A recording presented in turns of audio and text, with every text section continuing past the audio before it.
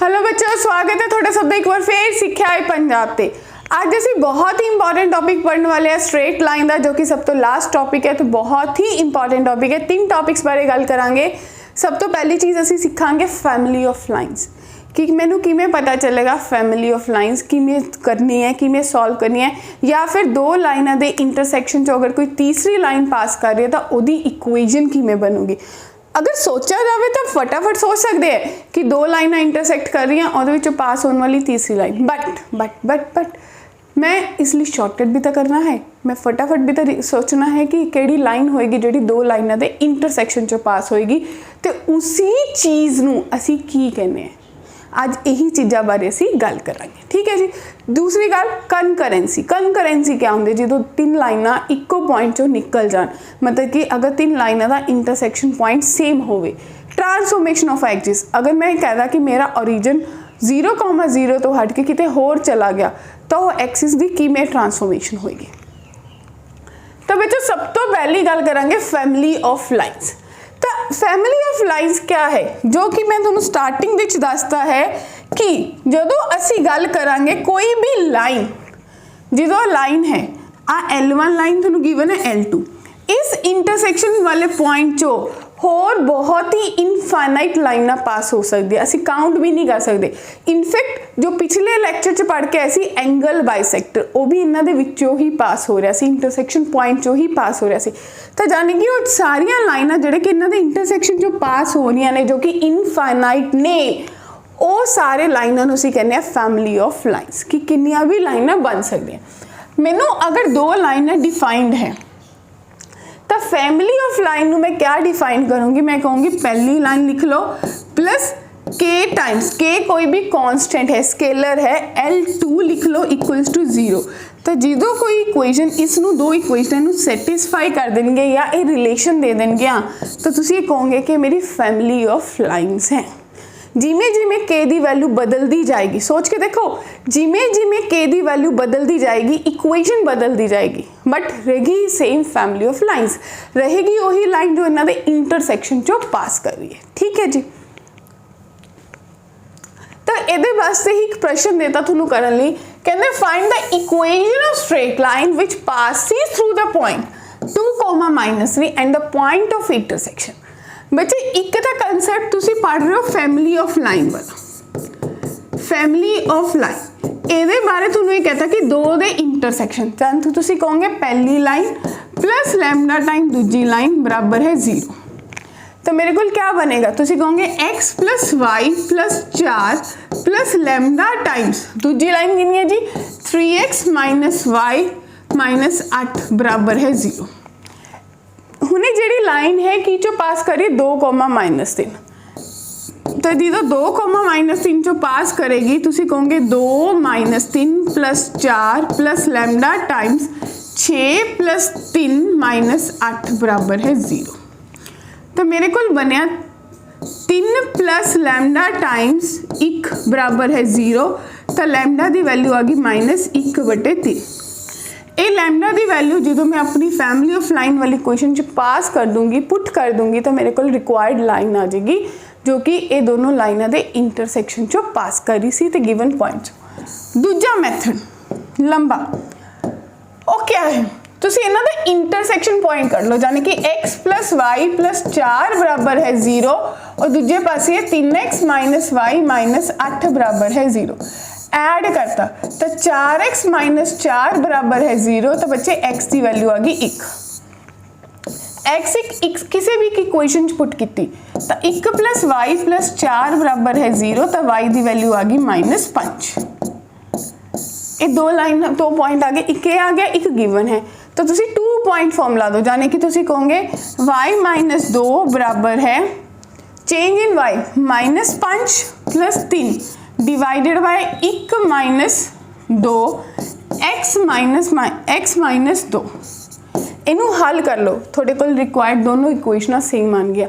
हुण एक basic method सी, एक फैमिली ऑफ लाइन सी, दोनों क्या सेम ही गल रहे ने कि दो दे इंटरसैक्शन च एक लाइन पास हो रही है, यानी कि ये तुसी सोचना है ये फैमिली ऑफ लाइन का कंसैप्ट है, इंटरसैक्शन का कंसैप्ट है। क्लियर है जी। Next obtain the equation of line passing through the intersection of these two lines and equally inclined to the axis। बच्चे जो equally inclined to the axis गल आती है ਇਹਦਾ मतलब ਜਿਹੜੀ मेरी slope ਹੁੰਦੀ है वो +-1 ਹੁੰਦੀ है। ज़्यादा मेरा जो लाइन है वो मेरा 135 डिग्री एंगल बना रही होएगी या 45 डिग्री। क्लियर है? तो तुसी कहोगे कि पहली line 4x - 3y - 1 plus lambda times 2x - y + 3 बराबर है 0। तो थोड़े कोल बनया इनू सॉल्व करांगे तो थोड़े कोल x कॉमन आ जाऊगा, थोड़े कोल बनूगा 4 + 2 लैम्डा प्लस y कॉमन आ जाएगा, थोड़े कोल बनेगा -3 - 5 लैम्डा फिर -1 + 3 लैम्डा = 0। ये तो y का वैल्यू कढ़ लो, थोड़े कोल बनेगा y × -3 - 5 लैम्डा जो है वो किदे बराबर आ गया -4 + 2 लैम्डा × x + 1 - 3 लैम्डा। y की वैल्यू कितनी आ जाएगी -4 + 2 lambda divided by -3 - 5 lambda plus 1 - 3 lambda divided by -3 - 5 lambda. सोचने की गल है कि अगर ये x का कोफिशिएंट है थोड़ी स्लोप है, अगर ये स्लोप है तो तुसी की सोच सकते हो, तुसी सोच सकते हो कि जी स्लोप है वो +-1 होनी चाहिए, यानी कि 4 + 2 लैम्डा डिवाइडेड बाय 3 + 5 लैम्डा जो है उन्होंने +-1 के बराबर कर लो। तो 4 + 2 लैम्डा = +-3 + 5 लैम्डा। एक बार प्लस ले लो, एक बार माइनस ले लो, तो थोड़े को बन गया 4 + 2 लैम्डा = 3 + 5 लैम्डा। तो बच्चों थोड़े को आ गया 1 = 3 लैम्डा, तो लैम्डा की वैल्यू आ गई 1/3। उसी तरीके ना 4 + 2 लैम्डा जो है वो -3 - 5 लैम्डा हो गया, यानी कि 7 बराबर है -7 लैम्डा, तो लैम्डा की वैल्यू आ गई -1। हुणे लैम्डा की वैल्यू 1/3 ते -1 आ गई, इस गिवन लाइन L दे विच पास कर दो, दो इक्वेशन आ जाएंगे जो कि वो इक्वेशनस होणगियां जो कि थोड़ी इंटरसेक्शन ऑफ लाइन दे विचों पास करनगियां ते थोड़े दोनों एक्सिस ना इक्वल एंगल बना रही होंगे, इक्वली इनक्लाइंड होंगियां। ठीक है जी। नेक्स्ट हुण तुहानूं दिता होया कि 2a - 3b + 6c बराबर है 0। The family of straight line, किहड़ी फैमिली ऑफ स्ट्रेट लाइन है ax + by + c बराबर है 0 passing through a fixed point. किसी फिक्स्ड पॉइंट से पास हो रही है तो तुसीं दसना कि उस फिक्स्ड पॉइंट के कोऑर्डिनेट्स क्या ने, क्या कोऑर्डिनेट्स होंगे। बहुत सोचन समझन की गल है कि मैं कर की सकती हूँ कि इस क्वेश्चन को मैं हल कर पावां। तो बच्चे मैंने सोचा क्यों ना इस दी हुई इक्वेशन को डिवाइड बाय 6 कर दा, तो मेरे को क्या बनेगा a/3 - b/2 + c बराबर है 0। तो सोच के देखो इस इक्वेशन को कंपेयर करो, इतों पता चलिया x आ गया 1/3 ते b आ गया -1/2। तो मेरा देयरफॉर जिहड़ा रिक्वायर्ड पॉइंट है, जिहड़ा पॉइंट मैनू चाहिदा सी वो पॉइंट कितना आ गया, वो मेरे को आ गया 1/3 -1/2। क्लियर है जी। Next the family of line passing through a fixed for all the values of a and b। तुसीं दसना कि फिक्स्ड पॉइंट क्या होएगा। थोनों दिता है कि x × a - 2b + y × a - 5b = a + b दे। इनू थोड़ा जा सही तरीके ना सॉर्ट करके लिख दे तो थोड़े को बनेगा ax थोनू बनेगा ax - 2bx + ay - 5by = a + b दे। तो बच्चे अगर इनू सारे इस तरफ लेके आओगे थोड़े को बनेगा ax + ay - a - 2bx - 5by 2bx - 5by - b = 0। a common x + y - 1 minus B common 2x plus 5y plus 1 is equals to 0। बच्चे थोड़े को क्या बनेगा, ए भी कॉमन काट लो, यानी कि x प्लस वाई माइनस 1 बराबर है माइनस थोड़े को बनेगा माइनस बी बटे A 2x plus 5y plus 1 is equals to 0। ਹੁਣ अगर b बटे a ਨੂੰ कोई नवा कांस्टेंट k मान लिए तो तुसी सोच पा रहे हो कि ये कुछ भी नहीं है, ये फैमिली ऑफ लाइन है, L1 लाइन है और L2 लाइन है। It means x plus y plus 1 is equals to 0 पहली इक्वेशन ऑफ लाइन है, तो 2x प्लस 5y प्लस 1 बराबर है 0, ये मेरे को दूसरी इक्वेशन ऑफ लाइन है। पहली ਨੂੰ 2 ਤੇ ਮਲਟੀਪਲਾਈ ਕੀਤਾ 2x प्लस 2y प्लस 2 बराबर है 0, सबट्रैक्ट किया इक्वेशंस ਨੂੰ, एक कट गया, थोड़े को बनया माइनस प्लस का 3y माइनस 1 बराबर है 0, तो y की वैल्यू आ गई 1/3। y की वैल्यू इस इक्वेशन पुट कर दो तो x प्लस 1/3 प्लस 1 बराबर है 0, तो बच्चे x की वैल्यू थोड़े को आ गई -4/3। तो रिक्वायर्ड जो फिक्सड पॉइंट प्रश्न ने थोड़े तो पूछा वो थोड़े को कितना आ गया -4/3, 1/3। ये थोड़ा इस दिते हुए प्रश्न का सोल्यूशन है। समझ आया ना। क्वेश्चन ने क्या सी कि यह एक फिक्सड पॉइंट जो पास करे तो फैमिली ऑफ लाइन्स है। फैमिली ऑफ लाइन्स का मतलब है कि मैनू मेरे दिमाग से क्लीयर कट पता होना चाहिए कि फैमिली ऑफ लाइन का मतलब है L1 plus lambda L2 is equals to 0 कोई रिलेशन बन रहा है, तो इट मीनस मैनू अपने दिती हुई इक्वेशन उस फॉर्म लेके जाने की लोड़ है। हुण देखो कनकरेंसी, कनकरेंसी क्या होंगी है, जो दो लाइना किसी पॉइंट पे मीट कर रही है, तीसरी भी आके उसी पॉइंट जो पास कर दे, तो तुसी कहोगे कि ये लाइना L1 L2 L3 are concurrent.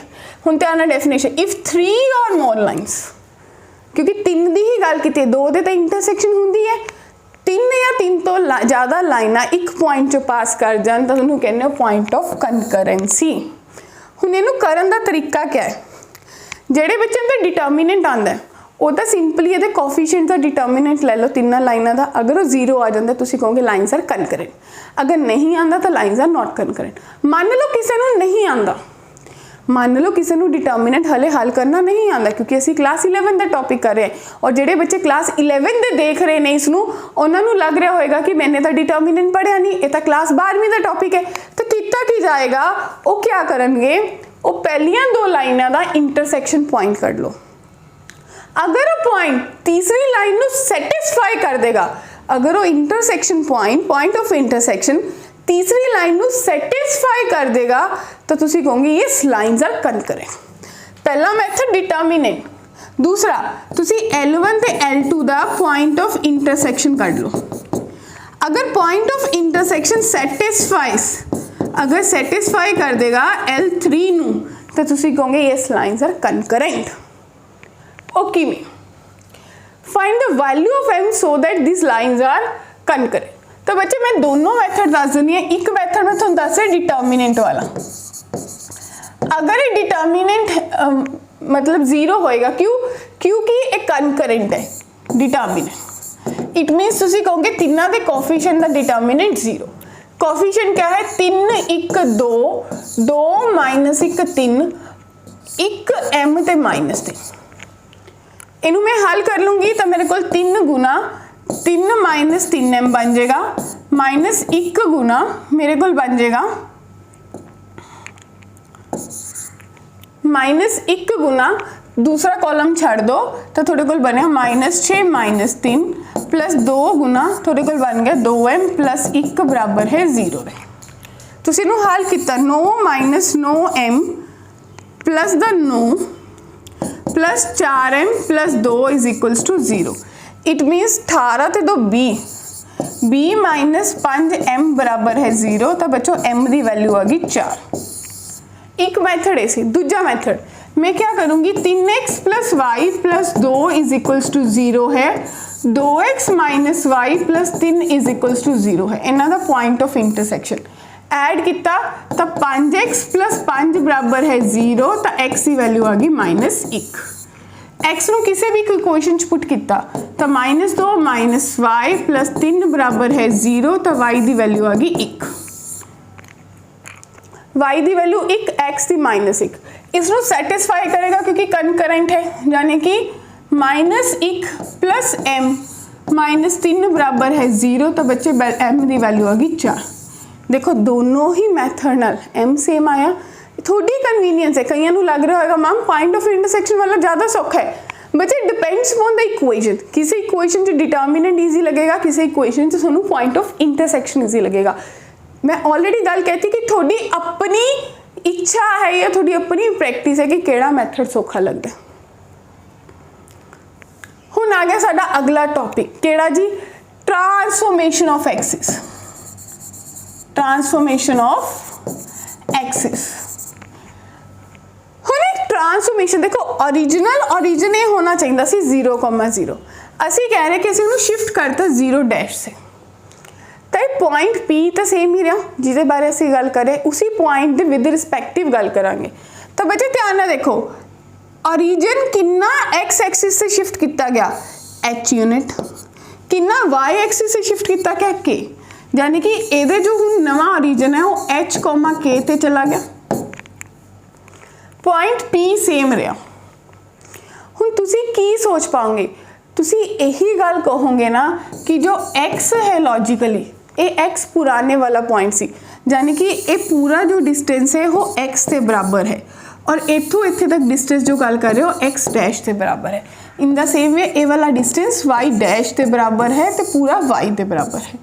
तो देख के ही पता चल गया जो x है वो h + x डैश के बराबर है, तो जो y है वो k + y डैश के बराबर है, यानी कि x डैश कितना आ जाएगा नवा पुरानी वाली p की वैल्यू और जो ओरिजिन माइनस कर दो, y डैश किसके बराबर आ जाएगा y - k। एक सिंपल जा फंडा। हुण असी की सीखिया? असी सीखिया where should be the origin be shifted will be not contain y and the constant term. अगर ये कोल y ते कॉन्स्टेंट टर्म्स ना होन, where should the origin be shifted, मेरा ओरिजिन कित्थे शिफ्ट हो जाऊगा ताकि इस इक्वेशन कोल y ते कॉन्स्टेंट टर्म ना होन, ना ही y होवे ना ही कॉन्स्टेंट टर्म होवे। तो असीं इहनूं होल स्क्वायर बनाने की कोशिश करिए, तो y² + 4y, अगर ये कोल 4 आ जाता तो काफ़ी चीज़ें सॉर्टेड हो जांदियां, प्लस 8x - 2 + 4 बराबर है 0, यानी कि y + 2 दा whole square is equals to भी छड़ दो हले कितना आ गया जी प्लस 8x + 2 बराबर है 0। इट मीन्स y + 2 दा whole square is equals to -2 common, -2 भी नहीं लवांगे, x नू 1 करीदा है तो तुसी क्या करोगे जी, हले लिखो -x - 2 तो -8 कॉमन तो x + 1/4। हुण देखो पैराबोला बने, ठीक है जी। एक इक्वेशन बन गई, एक कॉनिक सैक्शन की इक्वेशन बन गई जो कि हुंदा है पैराबोला। अगर सानू नहीं पता तो इस तो बाद असी कॉनिक ही शुरू करांगे, उस दे विच गल होएगी। हुण देखो ओरिजिन कित्थे शिफ्ट होया, सोच के देखो बच्चे, y दा कितना एक्सिस शिफ्ट होया 2 यूनिट और x दा 1/4। तो असी देखना है कि मेरा ओरिजिनल, यानी कि तुसी पिछे वाले ना कंपेयर करो जो इत्थे थोड़े कोल सीगा कि x किदे बराबर है x डैश, देखो हुणे थोड़े कोल नवा बन गया, यानी कि ये y डैश बन गया और ये x डैश बन गया। क्लियर है?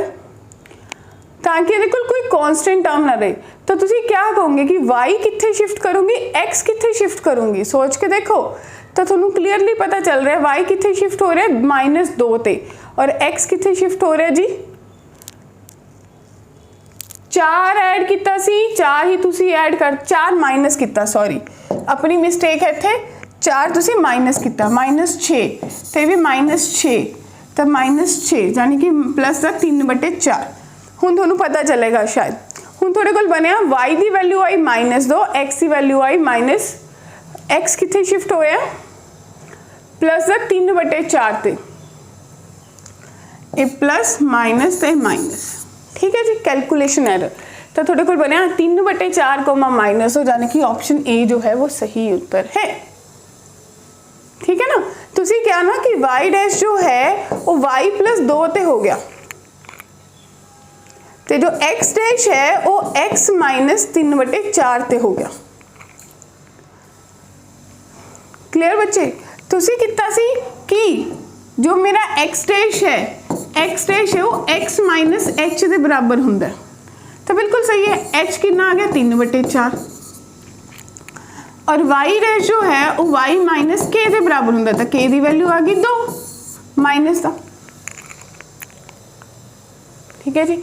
अगला question, 6,6 is a point on the circle by transformation of the origin to the certain point translated to the equation this. So the new coordinates of 6,6, तो 6,6 ਦੇ नवे coordinates क्या हो जाएंगे बच्चे। गिवन इक्वेशन क्या है, x square plus y square minus 4x minus 6y minus 12 is equals to 0।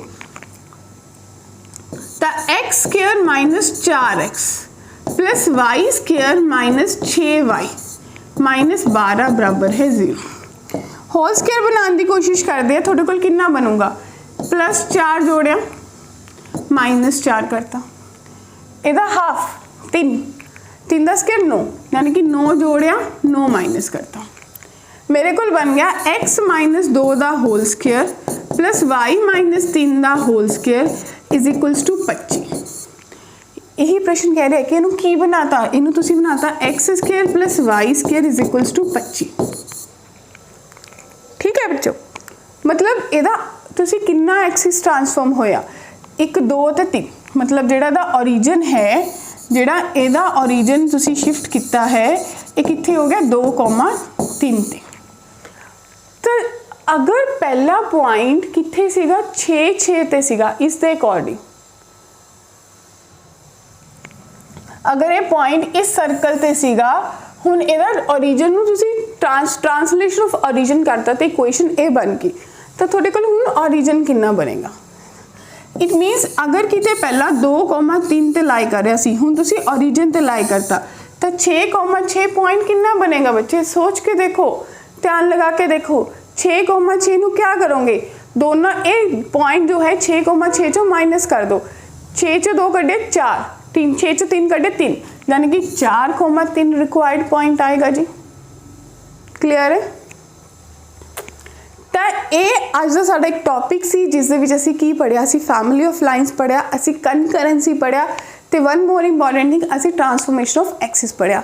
फिर मिलांगे अगले टॉपिक दे नाल, जाने कि हुण असीं अगला चैप्टर सर्कल शुरू करन वाले, जिस दे विच असीं सर्कल्स बारे गल करांगे। तद तक लई जिन्हां ने कोई भी वीडियो स्किप की है या विच किसी का चैप्टर स्किप हो गया है, तो एक बार सारी वीडियोज़ नूं पूरी दी पूरी प्लेलिस्ट बनी हुई है, उत्थे जाके चैक करो, लाइन बाय लाइन तुहानूं सारे लेक्चर्स मिलणगे, ताकि सर्कल्स, क्योंकि सर्कल्स से स्ट्रेट लाइन इंटर रिलेटेड है, जिन तक स्ट्रेट लाइन नहीं आएगा सर्कल दे विच भी प्रॉब्लम आएगी। तब तक ली बी सेफ, पढ़ते रहो। हाल तक जिन्होंने लाइक शेयर नहीं किया फटाफट कर दो, तो सब्सक्राइब कर दो। Thank you everyone.